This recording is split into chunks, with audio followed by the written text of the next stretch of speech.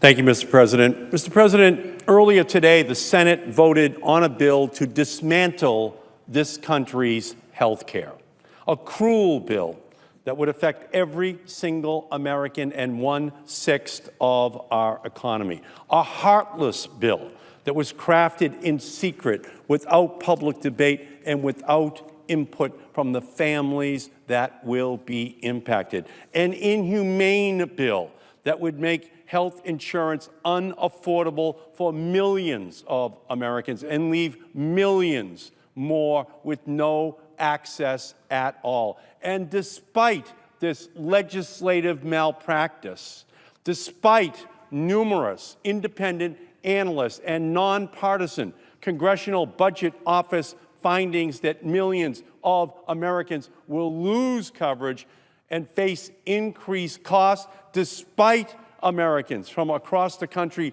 pleading to Republicans not to rip away their coverage or take a machete to Medicaid. Despite all that, President Trump and Republican leadership put politics ahead of people and voted to repeal the Affordable Care Act. That is a travesty. I have often said that the proudest vote of my career was the one I cast in favor of the Affordable Care Act. The second proudest vote is today, voting no on this cruel, heartless, inhumane bill. To all of my constituents in Massachusetts, please know that I vote no with you in mind. Massachusetts is the home of universal health care. We are the model for the Affordable Care Act. And because of our belief that health care is a right and not just a privilege, 98% of Massachusetts residents have health care coverage. That was the dream of the great Teddy Kennedy, the lion of this chamber, and it is a reality in Massachusetts. We cast this historic vote today to proceed to debate on health care legislation. But rest assured, the fight to protect the Affordable Care Act is far from over. It is a testament to how divided the Republican Party is over how to replace the health care law that we still don't know which version of Trumpcare we will proceed to vote on for final passage. It's not because Republicans haven't had time. They've had 7 years to craft a plan to repeal the Affordable Care Act. Rather, the chaos we have seen so far from Senate Republicans is because millions of Americans are finally benefiting from insurance coverage, many for the first time, and they don't want these protections taken away. But in many ways, it doesn't matter which bill they bring up for a vote, because all versions of the Republican health care bill are terrible. Republicans still have no idea how they will go about protecting those with pre-existing conditions and ensure that millions aren't kicked off their current insurance plans. Senate Republicans have so far proposed 3 bills that would each devastate the health care sector, take a machete to Medicaid, and make the poorest in our country pay for tax breaks for the wealthiest. These bills are the bad, the worse, and the ugly. First, the bad. Senate Republicans proposed legislation at the end of June, just a month ago, that would rip away health insurance from 22 million Americans and give the top 400 wealthiest people in our country a tax break worth $33 billion. Then, the worst. They introduced yet another bill that would also kick 22 million Americans off their health insurance and cut Medicaid by $750 billion. They tried to buy Republican votes with a separate opioid fund, but that craven political Hail Mary wasn't fooling anyone. And then the ugly.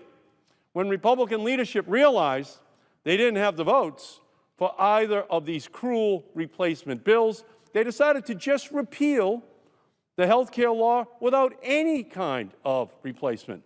This proposal would take coverage away from 32 million Americans and double premiums over the next decade. That's the slate of Republican health care bills: the bad, the worse, and the ugly. All these health care proposals have one thing in common: heartlessness. They all reduce coverage. They all increase costs for Americans. They all eviscerate Medicaid, causing irreparable damage to a program that provides coverage for 70 million Americans. And they all hand over billions in tax breaks to the wealthiest in our country who don't need them or deserve them. Even in Massachusetts, the Republican proposals would mean more than 260,000 would lose coverage, often the lowest income residents in the state. It would cost the state more than $8 billion by the year 2025. There are no changes, no so-called fixes, no modifications to make any of these bills less cruel. Each of the Republican proposals will just exacerbate the most devastating public health crisis facing the country: the battle against opioid overdose deaths. Leader McConnell said today that he would be thinking about the families hurting in Kentucky when he casts his vote to kick at least 20 million Americans off of their health insurance coverage. But you know who will really be hurting? The families of the nearly 1,000 people who died of an opioid overdose in Kentucky last year. And in a blatantly craven attempt to make Trumpcare more palatable, moderate Republicans from states ravaged by the opioid crisis, the most recent version of the GOP replacement fund included a paltry opioid fund. That is crumbs compared to the amount the Affordable Care Act would likely spend on covering opioid use disorder treatments if we just left the law alone to work as intended. This opioid fund is not a fix, it is a falsehood. It is a false promise to the people suffering from opioid addiction. It is a false future that won't include critical Medicaid funding for treatment and recovery services. And it's a false bargain that Republicans will make at the expense of families desperate for opioid addiction treatment. The American people will not be fooled. They realize opioid funding in this proposal is nothing more than a public health pittance, a wholly inadequate response to our nation's preeminent public health crisis. No amount of money in an opioid fund can replicate the access to treatment provided through the comprehensive health insurance program that the Affordable Care Act represents. Families of those suffering from substance abuse disorders have been shouting from the rooftops that cutting Medicaid and hamstringing access to health insurance coverage will only make a difficult situation worse. We should be making health coverage and treatment access more robust, not weaker. Today, only 1 in 10 people with substance addictions receive treatment. And it's been estimated that 2 million people living with an opioid use disorder are not receiving any treatment for their disorder. It should not be a surprise to anyone that the epidemic of opioid abuse will only worsen as long as we have a system that makes it easier to abuse drugs than to get help. These Republican proposals will be a death sentence for millions of people with substance use disorders. A vision without funding is an hallucination. They are cutting the funding for substance abuse. Republicans are turning their backs on their vow to combat the opioid epidemic. And President Trump is beginning to break his own promise from the campaign trail to, quote, expand treatment for those who have become so badly addicted. Instead, they are moving forward with a proposal that threatens insurance coverage for 2.8 million Americans with a substance use disorder, all to give hundreds of billions in tax breaks to billionaires and big corporations. And slashing funding for our nation's preeminent public health crisis is just part of it.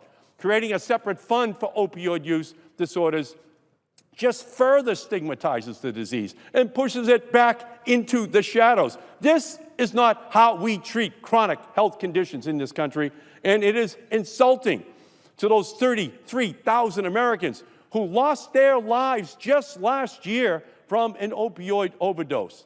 This latest political maneuver proves yet again that Trumpcare has never been about creating health. It has always been and still is about concentrating wealth, tax breaks for the rich coming from the cuts in health care coverage for those who need it the most in our country. They are abandoning hardworking families to fend for themselves while they bestow those gifts of billions in tax breaks to the wealthy. That is shameful. The GOP replacement plan also imposes an age tax for older Americans, allowing insurance companies to charge older Americans 5 times more than younger Americans for the same coverage. That is unconscionable. And the GOP plan reduces access to care for those with pre-existing conditions, Americans with cancer, diabetes, women who've had children. They want to force them to pay for a Cadillac, but they then hand them over a tricycle. That is just plain wrong. It is going to be a battle to the very end on this floor on this bill. And I am going to keep speaking and keep fighting until my Republican colleagues understand how important these issues are to every single family in our country. The American people believe in quality, affordable health care will not be silenced by today's vote. Instead, we will be invigorated to call out the callousness in any of these bills that would threaten economic security for low-income and working families to fill the already overflowing bank accounts of the 1%. Oh no, oh no. This fight is just beginning out here on the Senate floor because the lives of all Americans who would be hurt by the Senate's vote today to begin debate on repealing the Affordable Care Act are simply too important for us to stop fighting. Mr. President, I yield back the balance of my time.